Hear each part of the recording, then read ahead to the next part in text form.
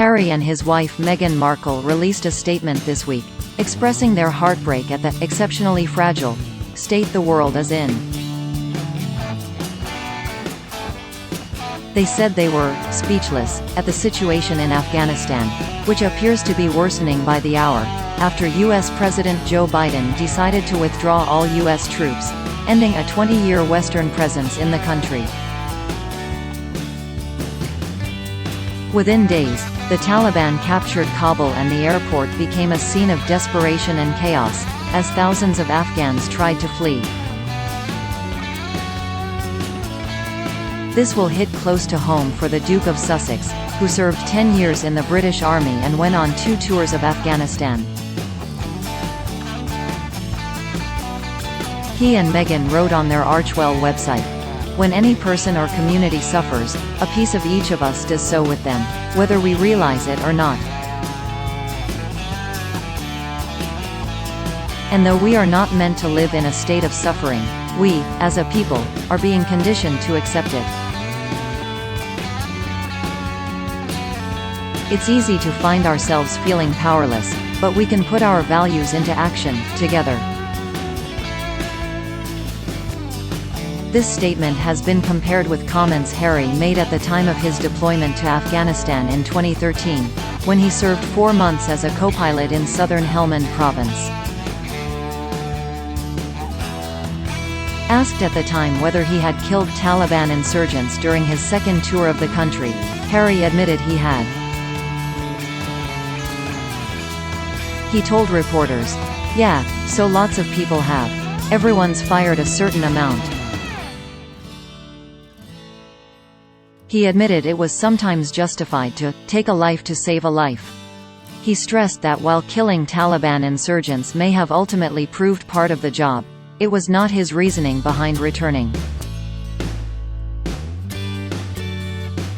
Harry continued, "Our job out here is to make sure the guys are safe on that ground, and if that means shooting someone who is shooting at them, then we will do it."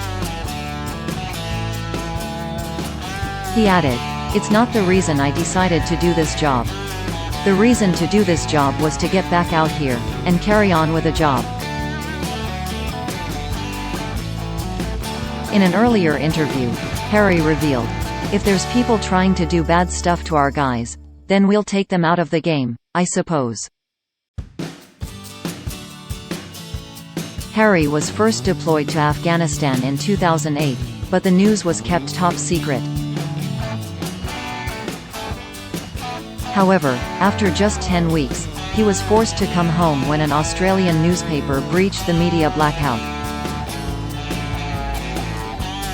When news leaked of his whereabouts, Taliban insurgents insisted they would make extra efforts to kill or capture him, according to royal author Tom Quinn.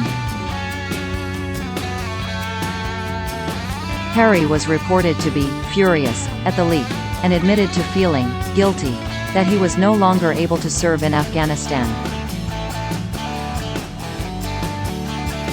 His spell in Camp Bastion had proved it was possible for him to work on the front line.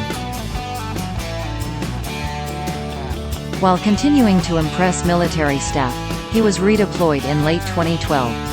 This time, the media could report on his posting, and were even invited to a tour of his camp at Christmas.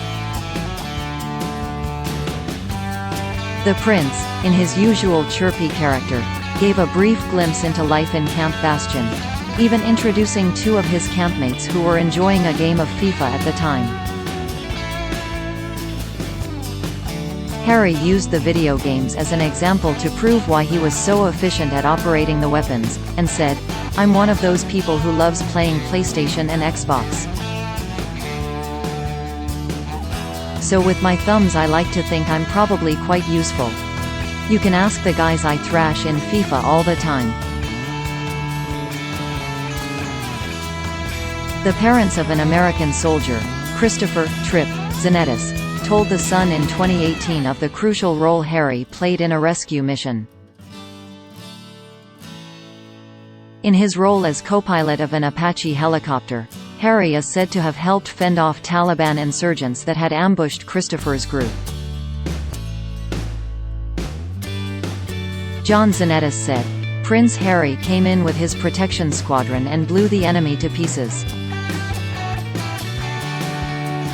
His mother Sarah added, "They provided enough cover for Trip to get his men loaded on the helicopter. I believe there were Taliban members killed."